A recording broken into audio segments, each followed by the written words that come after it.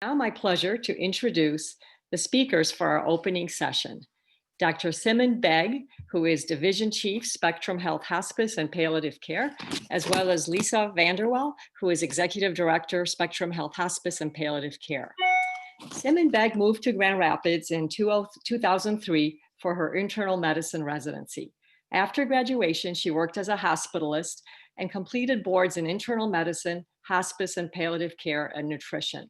In 2013, she worked as a primary care provider with home-based primary care and as a medical, and had always had a love of learning.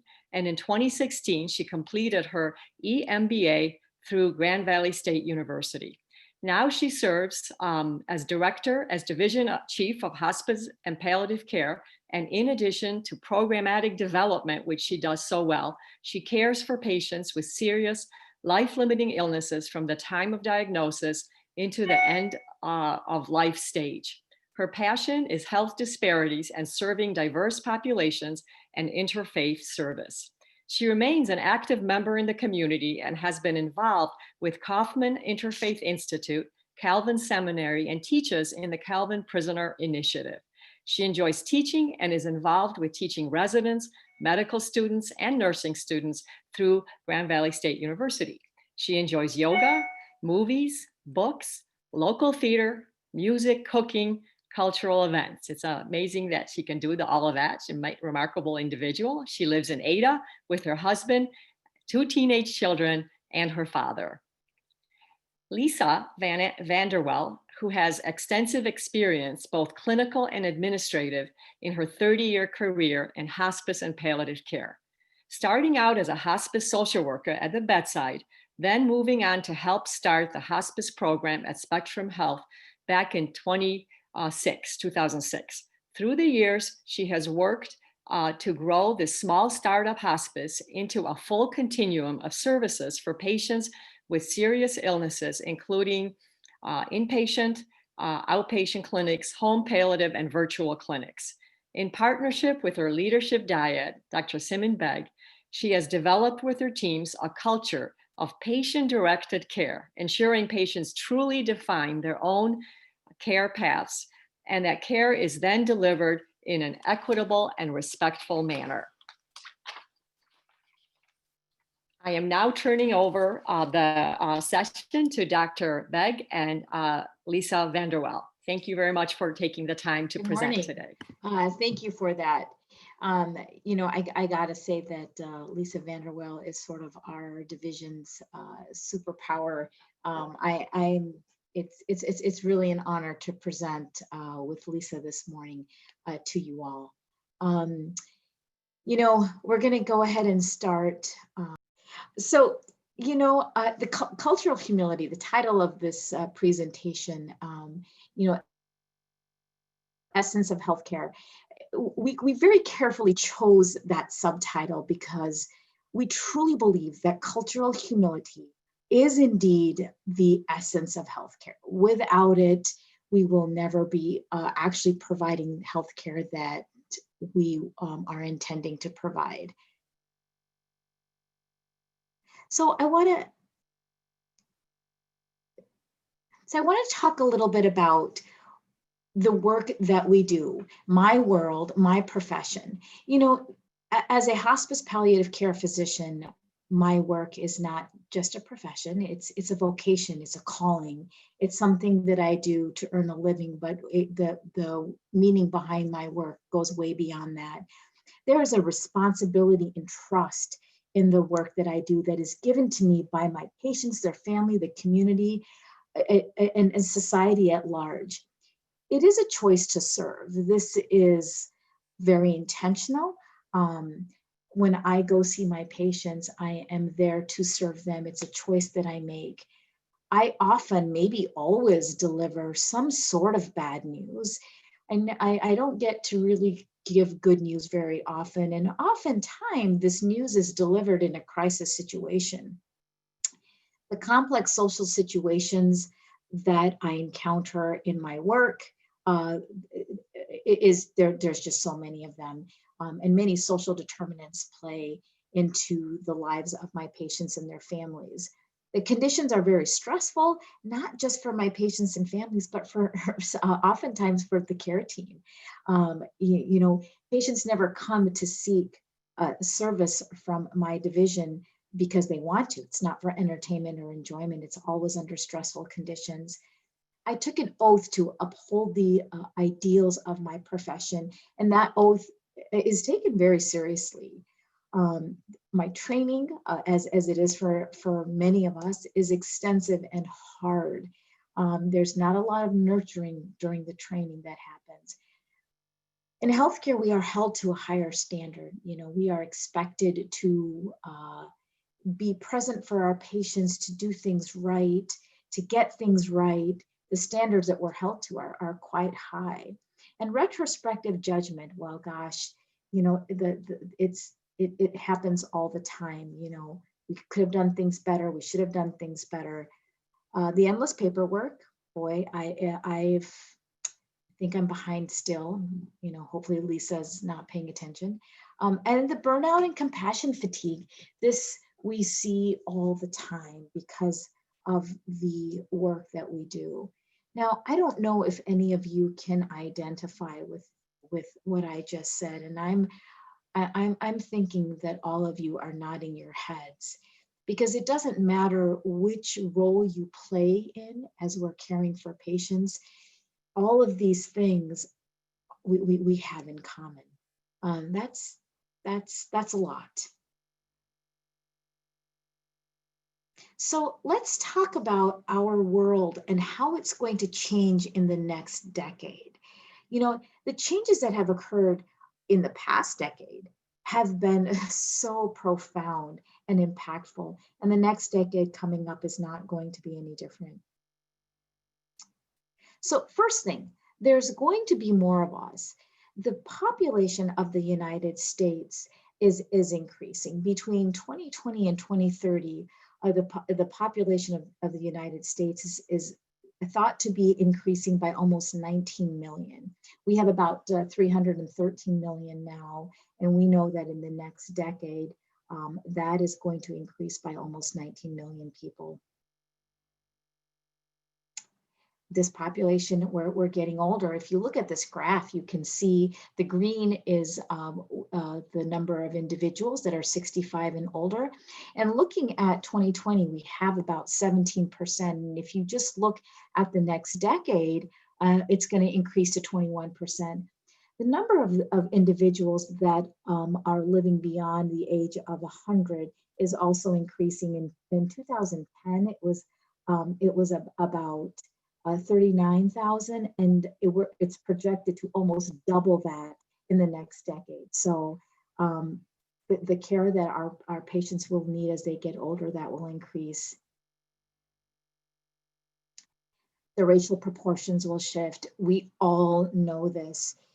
In 2000, currently, what we're seeing is that the majority of our population is Caucasian or non-Hispanic white. I'm just going to refer to it as white. Hispanics are about 18%, and that's followed by Blacks and Asians. In 2030, the percentage of the non-Hispanic whites is going to be about 55%, which and then that's followed by about 21% of Hispanics, and again, Blacks and Asians. We know that by 2045, more than half of the population of the United States will be non-white. So as our community becomes more and more diverse, the healthcare needs change and become more complex. So with all of this, the increasing in age, in population, and diversity of our community, of our country, the impact that this has is that it increases the health disparities. I know all of you hear about that, but let's just talk for a second here what that actually means. Health disparity, what this means is there are some populations of people who experience a higher burden of illness, disability, and mortality because of who they are because of factors that they do not have control over, that being their gender, their race, their socioeconomic status. So the differences in healthcare outcomes for these populations is what we call health disparities. Now, health disparities are closely related to social determinants of health. And again, I know that you have heard that term as well. And what this means is that there are factors that influence healthcare. Now, when I look at social determinants of health, I think of it as the stories that people come to us with. You know, you can, some of the prominent factors are education and poverty and race and religion and that sort of thing. But really what it means, social determinants of health just means that we're taking care of people with stories, and those stories impact how they receive healthcare. So the health disparities are directly related to the social determinants of health. So why do we care about that? Why do we even care about the health disparities? Well, number one, equity. This is something that we do care about, we should care about. All people should have equitable care, which means people should not have worse healthcare outcomes based on things that they do not have control over. And this is something that I know you all probably agree with me on this, but equity is a big reason why we care about the disparities. But even if we were to say, you know what, I'm fine with some people getting different care, you know, we know that when we address health disparities, we improve health more broadly for our community and for our society. By addressing health disparities, we improve the quality of care that is received and also population health. This is directly related to the quadruple aim. So addressing health disparities helps us achieve our national healthcare goal, which is the quadruple aim. And then lastly, it is very costly. Health disparities, again, cost about $93 billion in excess medical care and $42 billion in lost productivity per year. So even if we don't care about it on a maybe heartfelt level, we can see that it has very tangible impacts on our healthcare system. I mean, if we look at the cost alone, if we were to address the health disparities, we probably would be able to solve our healthcare crisis. So our current state. So even though we've had, from my previous slide, you see that people are living longer and we've had some significant improvements in population health. However, the health disparities that persist in our society are still there. And in many cases, especially now in the COVID pandemic, these disparities have widened. People of color and low-income individuals, they do face higher barriers to accessing healthcare. They are more likely to be uninsured and when compared to whites and those with higher incomes. And this directly relates to lower health outcomes. The data still shows that disparities in diseases like cardiovascular disease, diabetes, the mortality rates amongst Blacks and Asians, this is persisting. And like I said, now it's actually increasing, particularly in light of this pandemic that we are seeing. So some of the things that we've done to address these disparities is awareness. This conference alone is a perfect example of how bringing awareness to individuals, healthcare providers, and healthcare systems is very important and critical. The ACA, regardless of what we think about that from a political standpoint, the goal of that, the intention of that was to increase the insured especially amongst the low socioeconomic status individuals and people of color. So, what happens with the ACA is also going to be very impactful on how disparities are addressed. The federal initiatives that we've seen, the Department of Health and Human Services, they've engaged in many initiatives focusing on addressing disparities. The Health Disparities Research and Education Act of 2000 was one of the early initiatives from the federal government to address the disparities. And we see that on local levels, our state, our communities, our private organizations.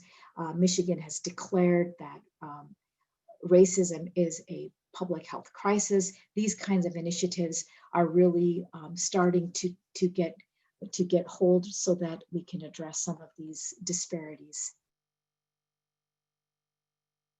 So the challenges that we face, again, one of the biggest challenge is healthcare coverage. We are seeing that low socioeconomic status and people of color tend to have less healthcare coverage, which directly impacts healthcare outcomes. The limited capacity to address these social determinants. As policies changing, it's challenging to address the social determinants. Like I said, understanding our patients, what their lives are like outside of their healthcare system, and how we can help address some of the issues of food insecurity, housing, all those kinds of things. That's a big challenge. And public policy. So much of what we are able to do from a healthcare system does come from public policy. And so especially with the elections coming up, it will be important to see how that changes and how that impacts our healthcare system, both locally as well as nationally. So kind of going back to cultural humility, why are we talking about disparities and social determinants as we're talking about cultural humility? Well, they're very related. So let's go back and talk about what that means. The concept of cultural humility is actually more than 2 decades old. We really started to hear more about it, I would say probably in the last maybe 5-10 years. But this has been a concept that was brought to us by 2 physicians that has been used widely in public health and social work, but it is highly underutilized in healthcare systems. The 3 principles of cultural humility. Number 1 is the continued learning. It's not a destination. We don't just get there, understand it, and now we're done. It is a process that we are continuing as we care for patients, but also as we just live our lives in our community. The second principle is humility. That is so important. And that's a lot harder, though it's cultural humility, but being humble about our level of knowledge, being humble about recognizing that our truth is not the only truth, and addressing these imbalances of power as we care for our patients, particularly in the physician-patient relationship. And then beyond the individual commitment to being humble and ongoing education, we must have institutional accountability where we hold each other accountable, and our healthcare systems hold us accountable for practicing medicine with cultural humility. So these are the 3 foundational principles of cultural humility.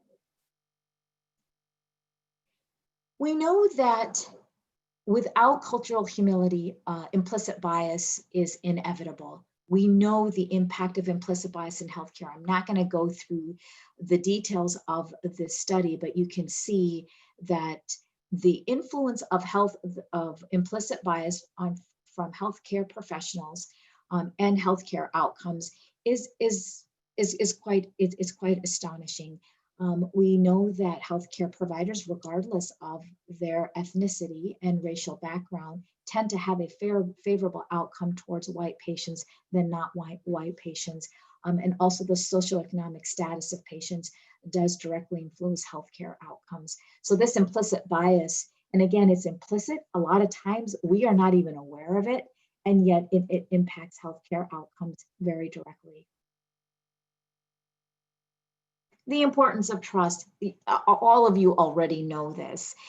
This was a meta-analysis done in 2017, so not a very old study, just a few years old. And basically what they found in this was that when the patient trusted their healthcare providers, physicians in particular, but all healthcare providers, they had better healthcare outcomes.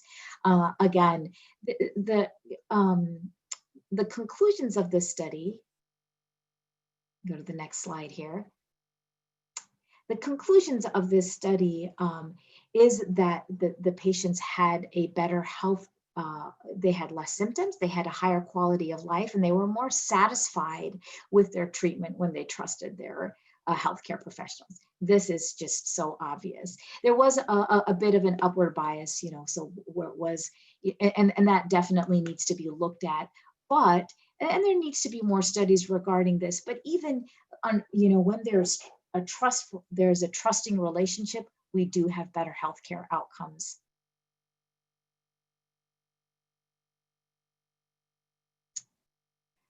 So how do we do this? This article talks about cultural competence, and that's not a phrase that I like to use. Cultural humility is much more accurate, but nonetheless, the article talked about cultural competency and how do we achieve that? And I really like this because this article does not talk about learning about every culture and every background and every religion. It talks about having a patient-centered care, patient-centered goals of care, patient-directed care. That is the key to achieving that cultural competency, that cultural humility.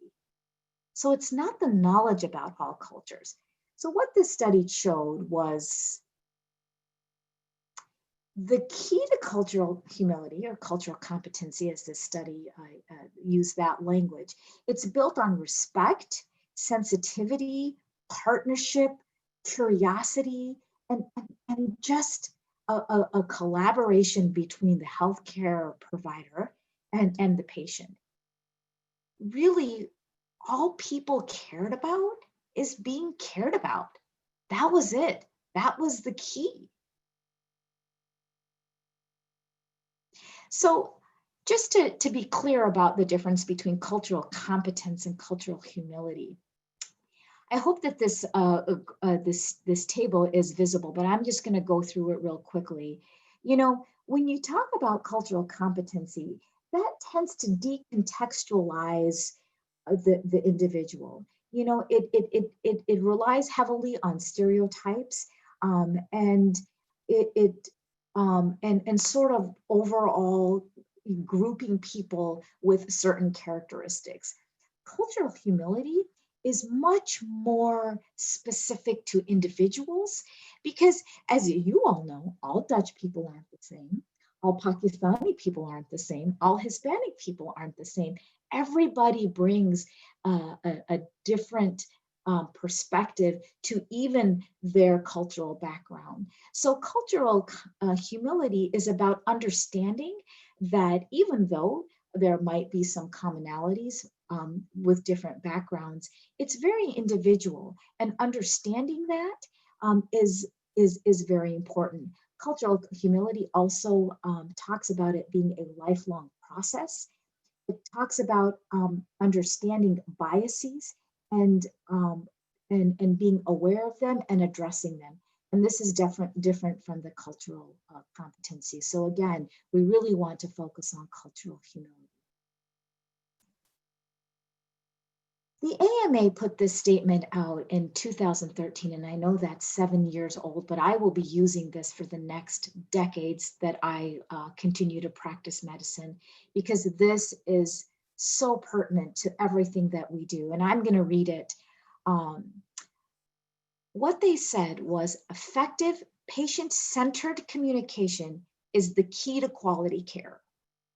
Good communication is both an ethical imperative necessary for informed consent, effective patient engagement, and a means to avoid errors, improve quality, save money, and achieve better health outcomes.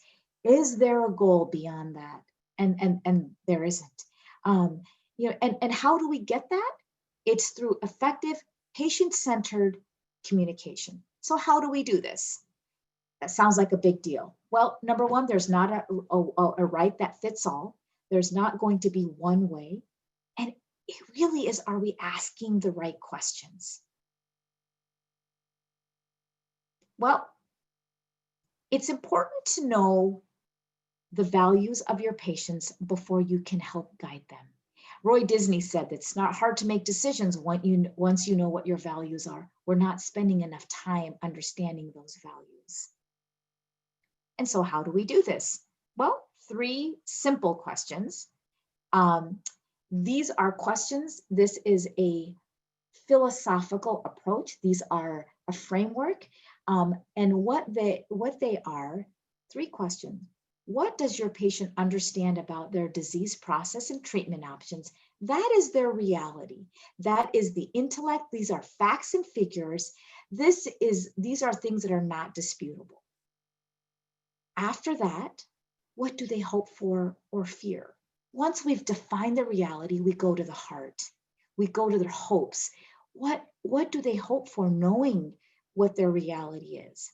And the third thing, that's actually the easiest question. How can we align the two? What plan do we make to honor our patients' hopes and fears in light of their reality? There's a few things about that. Seems very simple. Well, I'm going to go through this really quickly, so we'll just go through the bullet points on this. These 3 questions only work when the intention is to build a collaborative relationship, when the intention is to equalize the power between the physician and the care team and the patient. They won't work if you just, rotely say, what do you understand about disease process, treatment option? How do what do you hope for? What do you fear? How do we align the two? So there are some things that are important to happen before that. Creating the right setting, making sure that the people that are making the decisions are all there, making sure that we understand the disease process and treatment options. If we don't, we got to find out. We may have to collaborate with our partners. We may have to look up things. It requires key foundational skills, which Lisa's going to talk about very soon. Again, you can't just rotely rattle those 3 questions off. Humosity is the key. Humosity is a word. It is a real word that means curiosity and humility. So you've got to have both. You've got to have the humility to say, I don't know what it's like for you, and the curiosity to ask the questions to find out. That really is the key.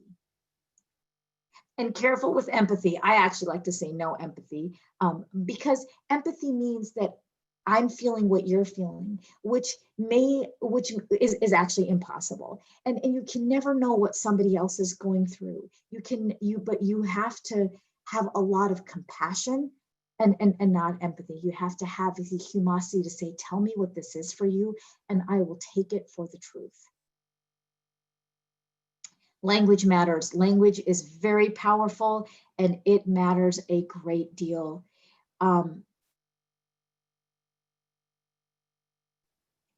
Language with negative connotation. These are things that I understand the intention behind these phrases, but we should never use them. Do you want everything done? Of course, we all want everything done all the time. Do you want to discontinue care? No, nobody ever wants that. You want hospice? I hear this frequently. Patient doesn't want hospice. I don't know what that means, because hospice is, I don't know what is meant by that. It's time to stop aggressive treatments. It's never time to stop aggressive treatments. We will make sure she doesn't suffer. Suffer is just a hard word to hear. Nothing more can be done. I know you've all heard physicians say that. That's not true. There's always something that can be done. And maybe it's time to stop fighting. Well, it's never a fight. It's a challenging situation. It's a hard road maybe, but it's never a fight. things that we can say, and I understand what those phrases are intending, but again, because language is so powerful, it's more important to say things like, we will provide the best care till the very end. We will concentrate on improving your quality of life. We want to help you live meaningfully. We want to help you get the treatment that you want. This is one of my favorites. Your comfort and dignity is our priority. We will focus on treating your symptoms. Let's discuss what we can do to fulfill your wish. I mean, you can see the phrases in the prior slide and this slide, they're really trying to communicate the same things, but the language is so different, and that is so powerful. So here's things to never, ever, ever say. If I could put a lot more skulls on this slide, I would. They don't want hospice. Again, don't, that's a meaningless phrase. They don't get it.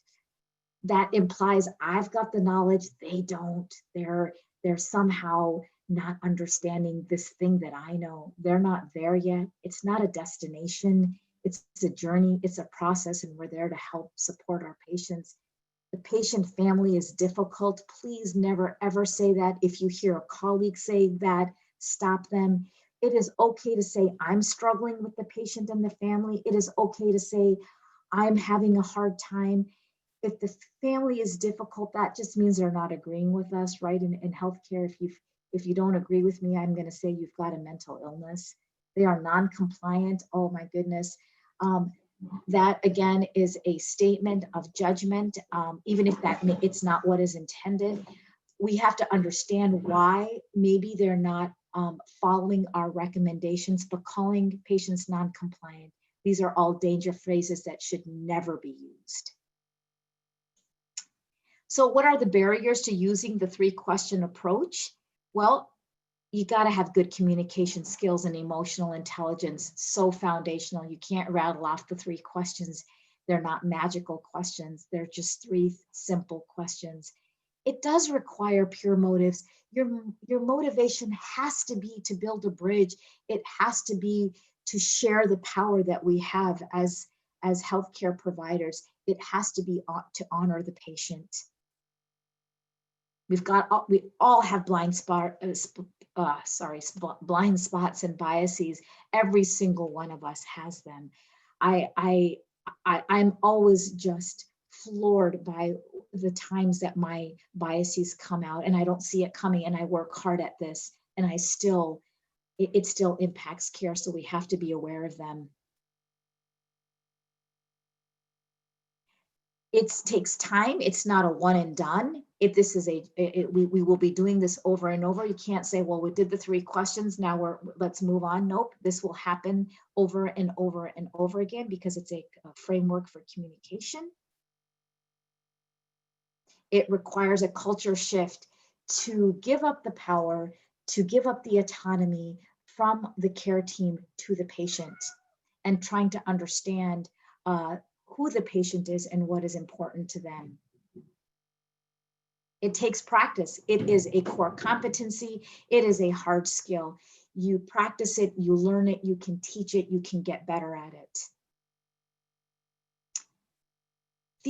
The 3 questions are important for all aspects of healthcare. I would say for all complex decision-making. My daughter helped use the 3 questions to decide what college to go to. So they're not just for end of life, they're for complicated decision-making. So why does this matter so much? Now there's a test. So we talked about some of the data. We talked about the disparities, social determinants, and cultural humility. So why do the 3 questions matter so much? Why is it important to learn? This is a true and false. Is it the only way to provide patient-directed care? Yeah, maybe, yeah. Do studies show that patient-centered goals of care reduce errors, improves quality, saves cost, and enhances provider satisfaction? So the quadruple aim, yeah. Is it the best method to check biases and promote equity? It absolutely is. And is it because we're lazy? Kind of. If we do the 3 questions well, we save our healthcare team and the patients so much chaos. It saves us so much work.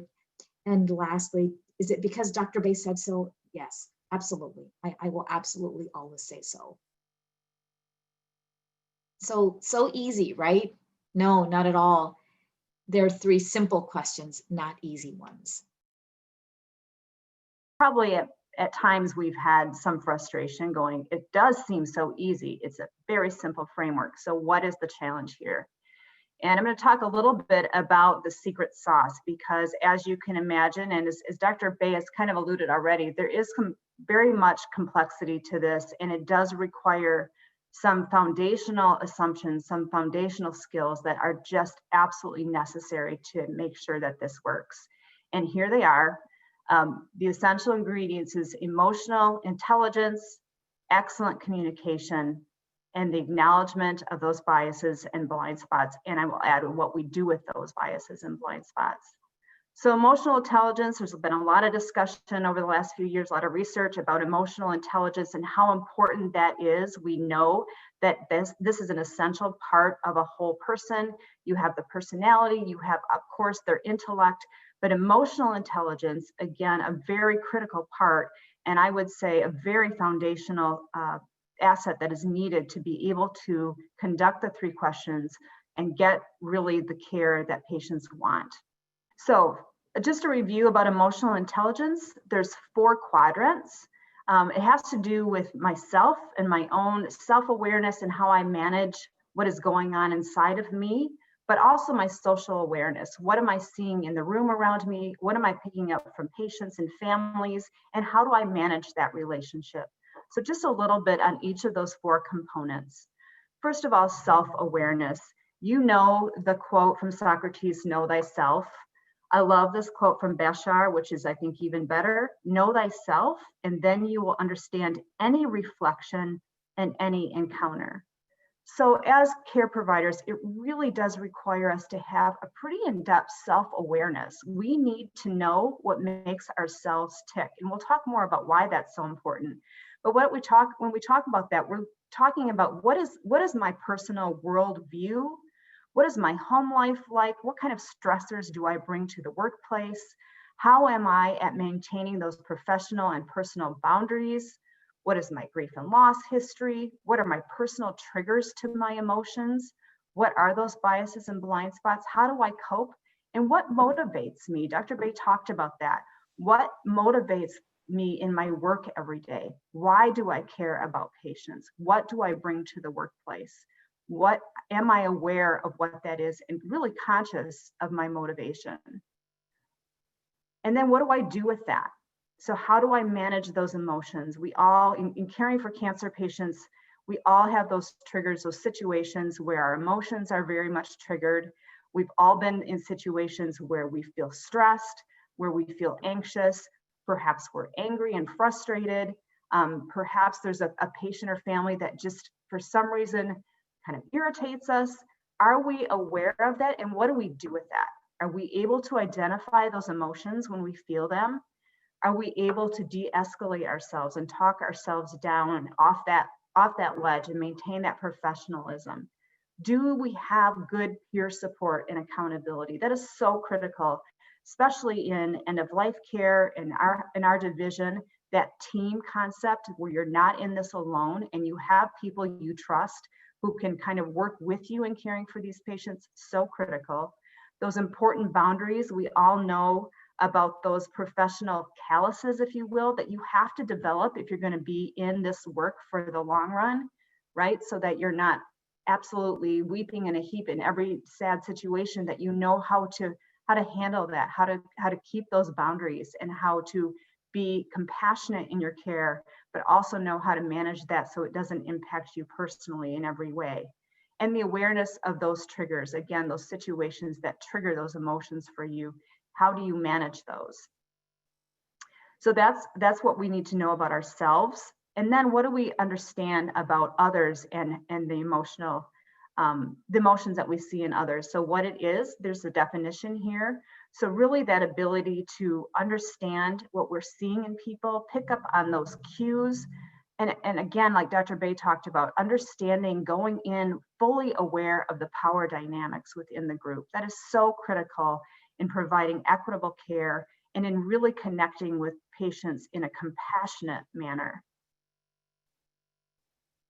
So some key skills in social awareness: the ability to read the room. Are you just keying in with the patient? Are you able to look at other family members? Are you being inclusive? Do you have that empathy where you can put yourself in another person's shoes? Are you approaching with humility and curiosity? And we'll talk about that more as well. How are you maintaining those boundaries? Are you able to identify accurately emotions in the faces of those patients and families? Are you able to spot where you've lost someone, where they're just not engaged? So maybe you're having a great conversation with that patient, but are you noticing the very quiet son in the corner who's barely making eye contact with you? Or the child in the room? Are you paying attention to that? So reading that room, and again, awareness of biases and blind spots. And then how you're managing that relationship, the ability to build trust, so critical. You heard Dr. Bay talk about that. Listening, we'll talk about that in a second too, as far as the importance of listening and communication. Step-by-step instruction. When you have bad news or you have important decisions that you're helping patients and families make, are you able to break that down into bite-sized pieces? We use this so much at end-of-life decision-making, whether it's a decision for a patient to go onto hospice or to change their treatment path that they are on. Taking one step at a time, realizing that people need time, and sometimes they can only make one decision today, and being okay with that, and having the patience and having the emotional intelligence to realize that. Using the teach-back method. So when a patient goes and leaves your office, or you leave their home and their friend calls and says, how did that visit go? What are they going to say? What did they hear? What was the big takeaway? Are you wrapping up kind of your conversations, and are they able to articulate what the really big important pieces of that conversation were? And then always cloaking it with compassion. So here are just a few questions that maybe you can ask yourself to kind of gauge your own emotional IQ. Again, this is not a soft skill. I think sometimes this seems like, oh, that's a nice thing to have, that's light and fluffy. Yeah, you want to definitely hire members to your team that have good emotional IQ. We are deliberately in our division working on advancing the emotional IQ of our teammates, and spend a great deal of time talking about this, because this is such a critical component if that framework of the 3 questions is going to be effective. The second ingredient, communication. And I'm sure you're all going, yep, nodding your head, yes, communication. We talk about communication so much. We know how critical communication is in healthcare. We take it seriously. We know how important communication with our patients and families is. And yet, how do we do with that? So here's a graph that CAPSI put out in terms of where that shows kind of a graph of how patients rated their clinicians and how clinicians rated themselves. Clearly, patients don't agree that we're always being as phenomenal in communication as we think we are. We leave a room, or maybe you've met with a patient or a family and you think, yep, I definitely told them, I updated them on their condition, they know what their options are, great. Well, do they really understand? That's why that foundational first question is, what does a patient understand about their illness and treatment options, is so critical. I can't tell you how many times we see patients in the hospital near the end of their life, near the end of their treatment, and they don't know why they're really there, or they can't articulate the cost benefit to a treatment option. So we do need to do a better job at that. So the impact of communication, and Simin talked a little bit about this. What we know is that when you have a really good discussion where you clearly communicate to a patient who has a serious illness, their anxiety is reduced, and those lower levels of anxiety persist well after that discussion. We hear that all the time, patients and families saying, I just want to know, please just tell me. Thank you for just being honest with me. They want to know. The fear of the unknown is often worse. So it reduces anxiety. Patients report enacting concrete behavioral changes. They hear what you're saying and they take your advisement. So you have a better chance of being successful with a patient following your recommendations. They report improved quality of life and overall satisfaction with their care. We know it's tied to lower rehospitalizations and ED visits. Because of that compliance issue, they're going to follow your recommendations if they hear and understand you. The goals are more consistent with their care. So principles of really good communication, starting with the patient's agenda. This is probably the most valuable question that you can ask and I would say should be asked at every point in every juncture of healthcare, not just end of life, not just palliative care. What's the most important thing I can help you with today? That'd be phenomenal if you went and saw your doctor and they started with that. It just cuts to the chase. What's on your patient's mind? What are they concerned about? So what is the most important thing I can help you with today? Tracking the physical, emotional, and cognitive data you're receiving from that patient. Again, that emotional intelligence, that awareness of what you're seeing. Are you looking at just a chart or just some data and just test results? Are you just listening to vitals? Are you checking out how your patient is responding emotionally? Taking the time needed and to listen.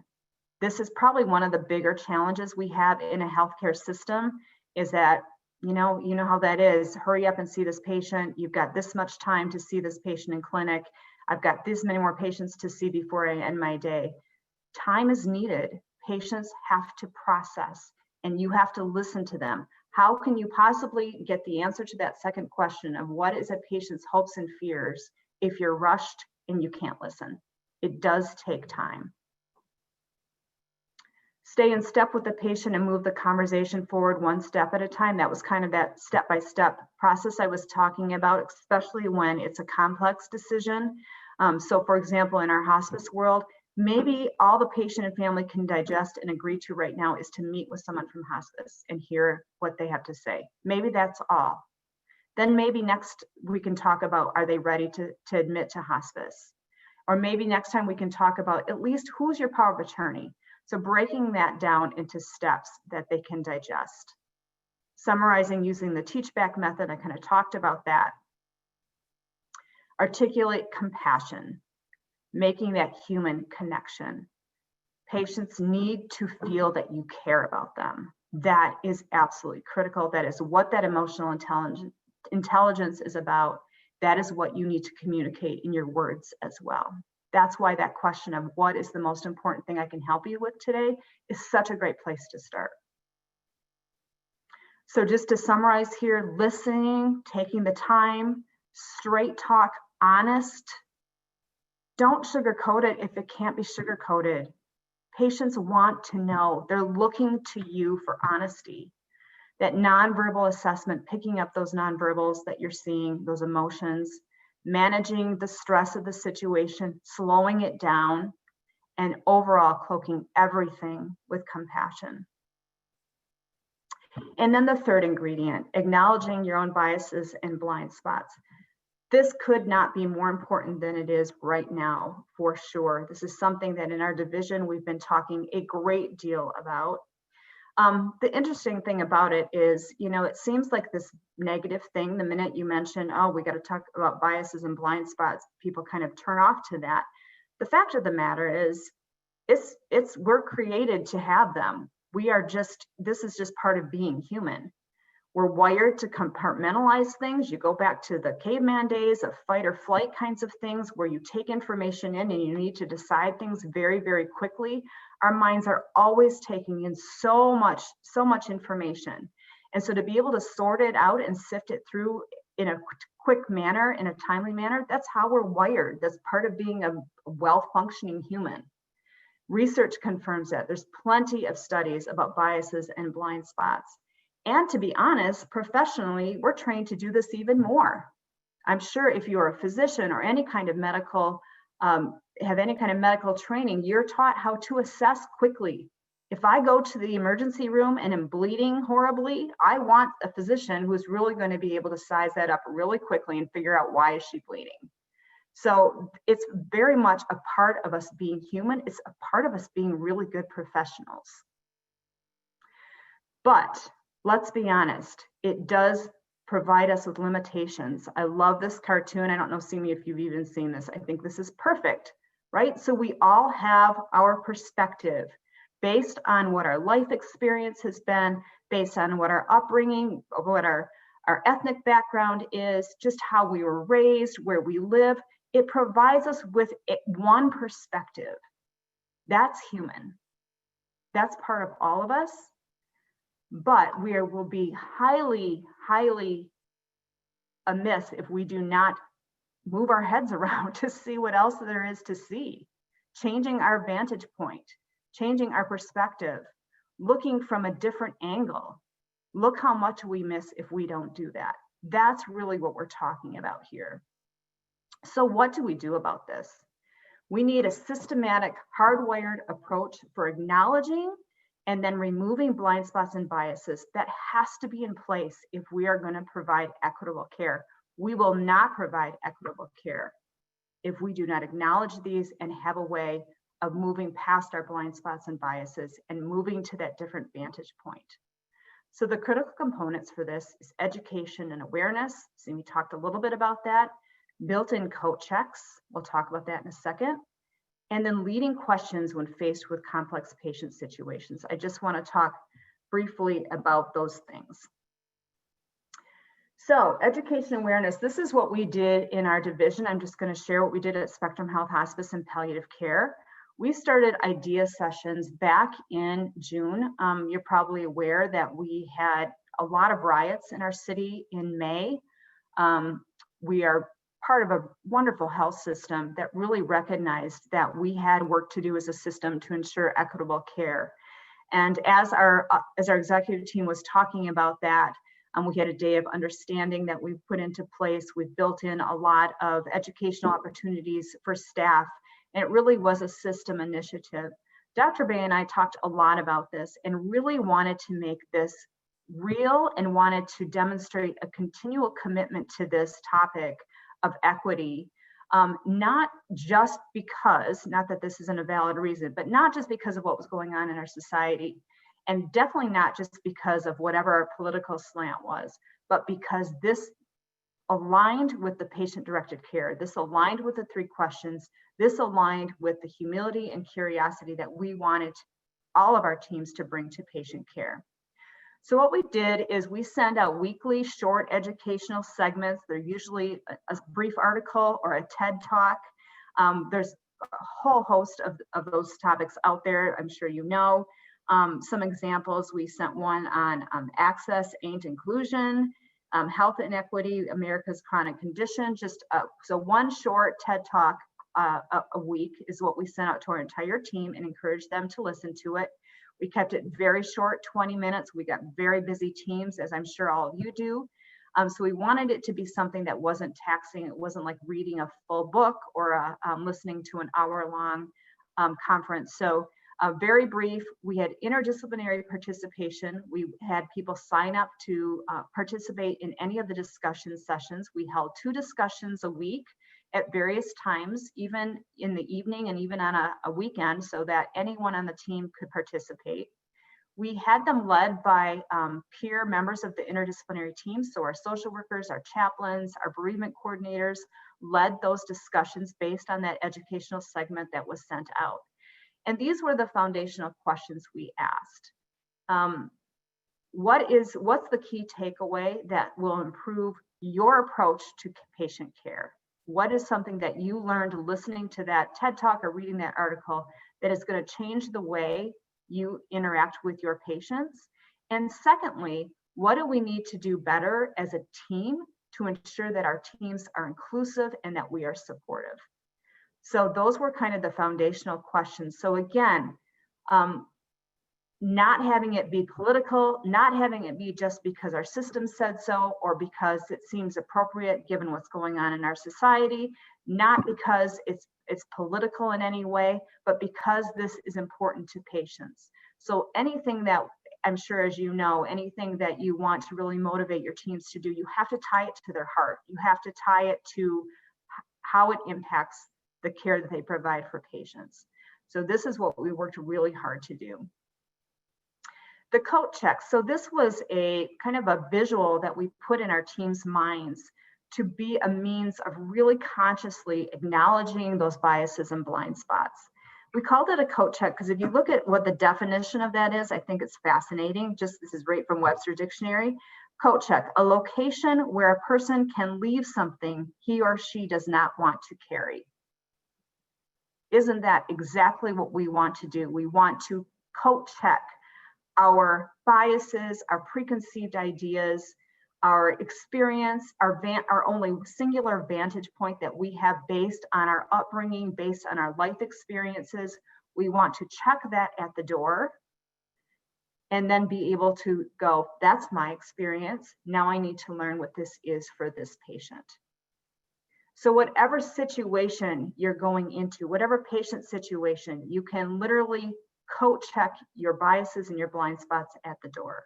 So when you open that clinic door and you walk into that clinic and there's that 22-year-old with tattoos and piercings all over, you check those biases at the door and enter with a sense of humility of what do I need to learn about your story? How can I best care for you with compassion?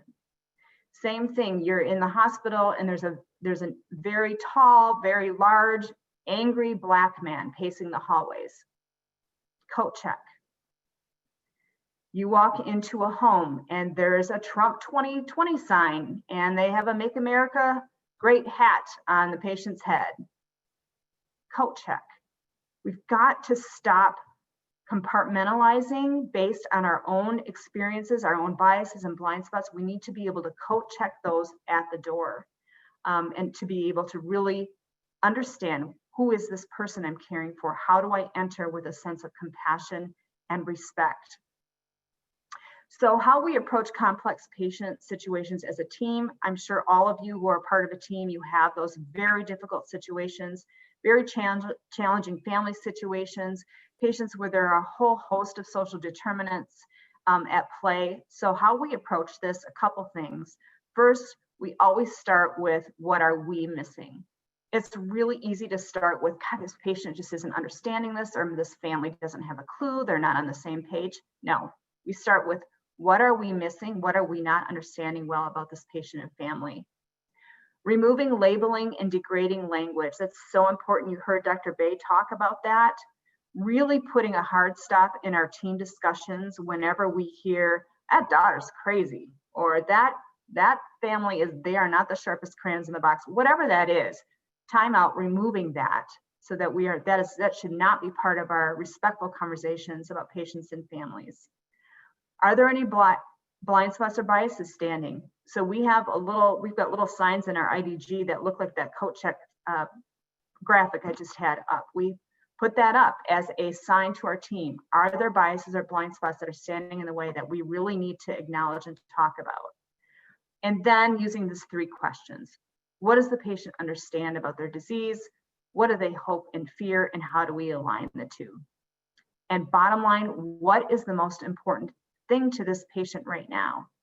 That can be so helpful, again, for patients with serious illness. What's the most important thing to you? We need to be asking that. We need to hear them say, I don't know, but all I want is to be able to spend every waking moment I have with my family right now. I just want to be home. Whatever that is, we need to be asking and aligning care around that. So the overarching value, you heard Dr. Bay and both of us talk about this now, it is humosity. Those 2 absolute must qualities, those 2 values, humility. I acknowledge that I do not know your experience. I know mine, I'm very aware of mine. I need to be able to be aware of that so I can put it aside. I don't know what this is for you. Teach me. What do I need to know about you? What do I need to understand about how your family works? Teach me how to best help. And then all of this, always maintaining this very delicate balance of hope and reality. You know, it pains me sometimes to hear physicians or providers say, you know what, there's nothing else we can do for you. It's time for hospice. Or patients go, oh my goodness, don't send in palliative care. Does that mean you're giving up on me? Absolutely. What a horrible, horrible message to give our patients. It's balancing hope with reality. I think every single one of us as compassionate caregivers and professionals need to maintain hope with our patients. Do I hope that one of our hospice patients is able to get to Christmas with their family? I sure do. Do I hope that husband is able to celebrate his 50th wedding anniversary with his wife? Absolutely. Do I hope that this 55-year-old breast cancer patient of ours is able to see her first grandchild born? Completely. Never taking away hope. But we also bring reality.